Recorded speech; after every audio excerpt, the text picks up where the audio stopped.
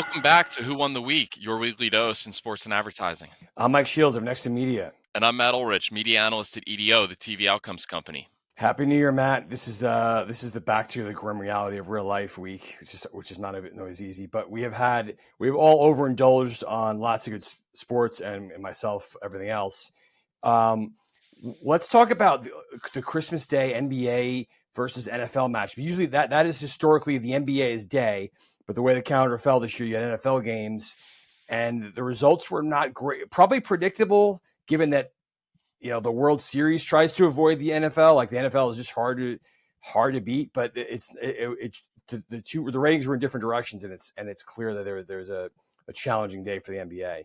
Yeah, the NFL has said that they will only run NFL games on Christmas Day when it falls within their normal scheduling days, which at this point is every day except for Tuesday and Wednesday. It's a pretty good hedge.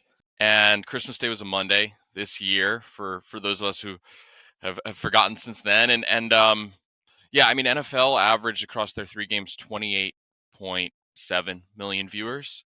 NBA averaged 2.85 million viewers. So it's about a 10 times audience size for the NFL versus the NBA. And the NFL was up about 30% year over year on ratings. The NBA was down about 30% on ratings.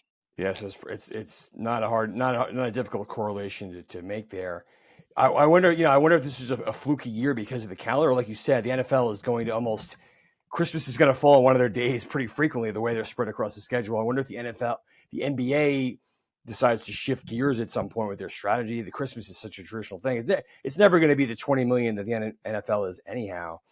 One thing that stuck out to me also, there were pretty big numbers for that Dallas-Detroit game on Saturday night, which is typically the domain of college football up until towards the end of the season. I wonder that was a great matchup and a really good game. I wonder if you also see the NFL experiment with Saturdays anymore going forward. Yeah, I was trying to figure that one out because Monday Night Football, there's no Monday Night Football last night and then none next week. So they gave ESPN, ABC, or I guess it was just ESPN that Saturday game. But yeah, that was a great one too. Yeah.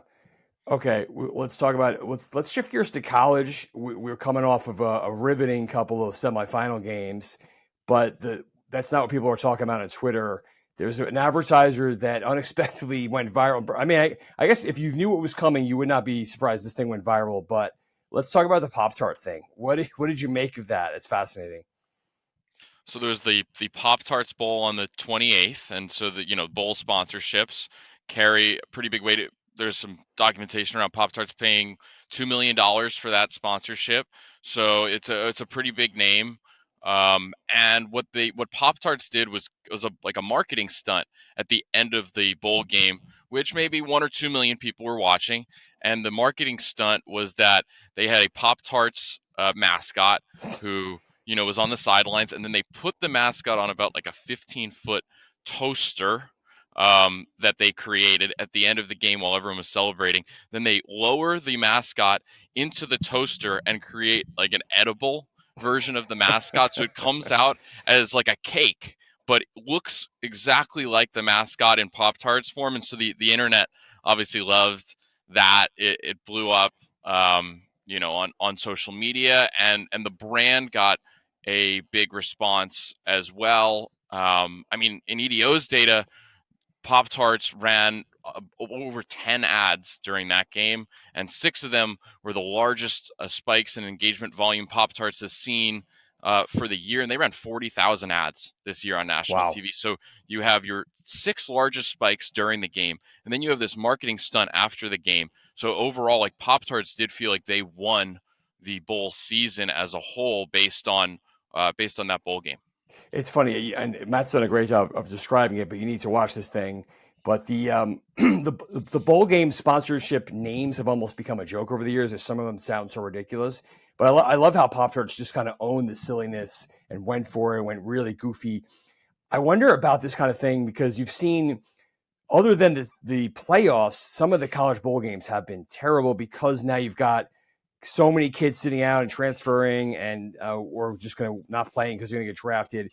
I wonder if because that game was not a huge game that Pop-Tarts sponsored, but I wonder if you're going to see that change the strategy of brands going forward, or or are these stunts? Are they happy that even though that wasn't the Rose Bowl, that did great on social media and they're getting so much attention and search?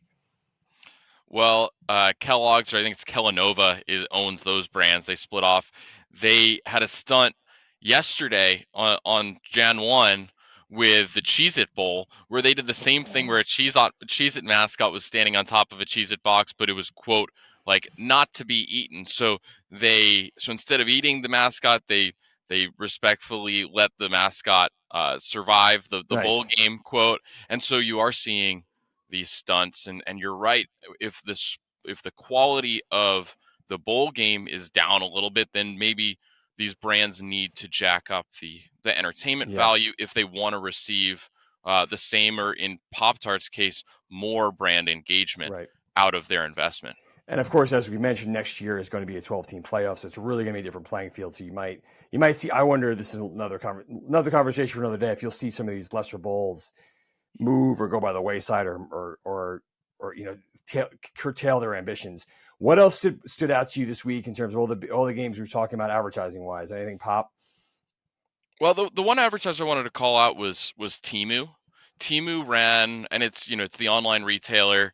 They ran an ad during the Super Bowl last year. It's Shop Like a Billionaire because everything on Temu is extremely well priced. Almost shockingly well priced, and so they ran their first ad since last February during one of those NFL Christmas games. It did really well. It was the largest engagement volume spike in EDO's data, and we measure branded engagement in the minutes following an ad airing. So it was the largest spike out of any of the Christmas Day games, excluding movies and streaming.